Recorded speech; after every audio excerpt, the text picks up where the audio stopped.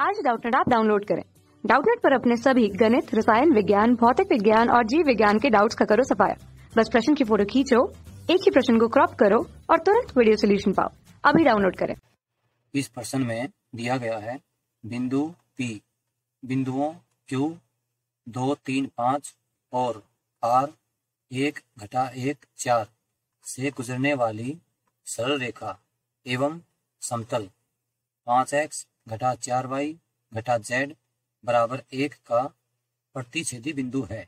यदि बिंदु T 2, 1, 4 से QR पर डाले गए लंब का लंब पाद S है, रेखाखंड PS की लंबाई है। ये हमें बताना है इन चार विकल्पों में से कौन सी उसकी लंबाई है।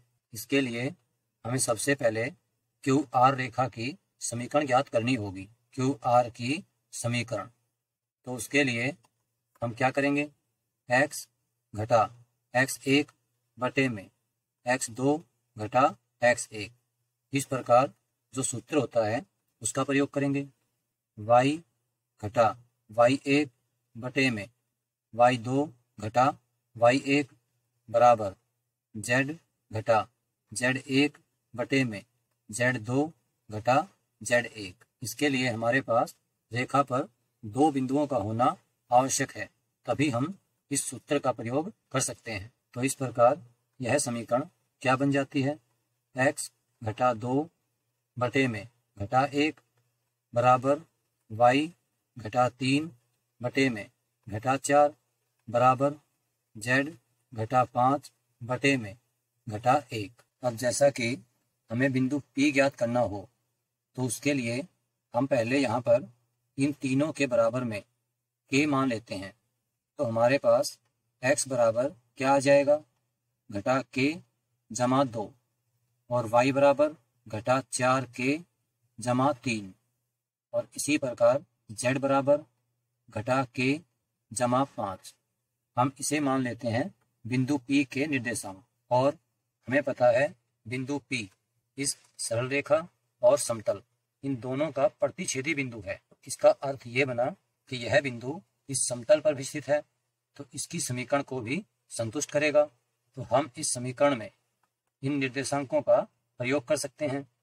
तो हमारे पास क्या बन जाएगा, 5 गुणा x की जगह पर क्या रखेंगे, घटा k जमा 2 घटा 4, y की जगह पर घटा 4k जमा 3 घटा z की जगह पर घटा k जमा 5 बराबर क्या है, यदि हम इसे हल करें तो क्या आ जाएगा, घटा 5k जमा 10 जमा 16k घटा 12 जमा k घटा 5 बराबर 1। तो इस प्रकार घटा 5k, 16k और 1k तो क्या बन जाएगा, 12k और घटा 12 और 5 घटा 17 जमा 10 तो घटा 7, दाएं पक्ष में जाएगा तो जमा हो जाएगा, 8 बन गया। इस प्रकार k बराबर 2/3 आ जाएगा। k का मान यदि हम इनमें रखें तो बिंदु P के निर्देशांक आ जाएंगे। 2/3 घटा का है जमा 2 तो क्या आ जाएगा, 4/3। इसी प्रकार यहाँ रखेंगे तो घटा 8/3 जमा 3 तो 1/3। इसी प्रकार यहाँ रखेंगे घटा 2/3 जमा 5 13 ये आ जाएंगे बिंदु P के निर्देशांक। अब हमें बोला गया है बिंदु T से QR पर डाले गए लंब का जो पाद है वो S है। तो यदि हम इसे ध्यानपूर्वक देखें तो यहाँ पर क्या बोला जा रहा है, बिंदु T से QR पर डाला गया लंब। बिंदु T के निर्देशांक हमें दिए गए हैं 2, 1, 4 और QR पर कोई बिंदु S है जो कि इस लंब का पाद है। इस बिंदु S को हम यहाँ मान लेते हैं यह रेखा QR पर है, तो इसलिए हम इसके निर्देशांक इनको भी मान सकते हैं, घटा k जमा 2 घटा 4k जमा 3 घटा k जमा 5। अब यदि हम TS के दिक् अनुपात ज्ञात करें तो उन्हें हम यहाँ पर मान लेते हैं A, B, C। तो उसके लिए हमें S में से T को माइनस करना होगा, तो क्या आ जाएगा, घटा k जमा 2 घटा 2 तो ये आ जाएगा घटा के। इसी प्रकार बी ज्ञात करेंगे, घटा 4k जमा 3 घटा 1 घटा 4k जमा 2। इसी प्रकार सी घटा k जमा 5 घटा 4 घटा k जमा 1 आ जाएगा। अब जैसा कि हमें बताया गया है कि TS एक लंब है QR पर, तो हम किस सूत्र का प्रयोग करेंगे? A1 A2 जमा B1 B2 जमा C1 C2 बराबर 0।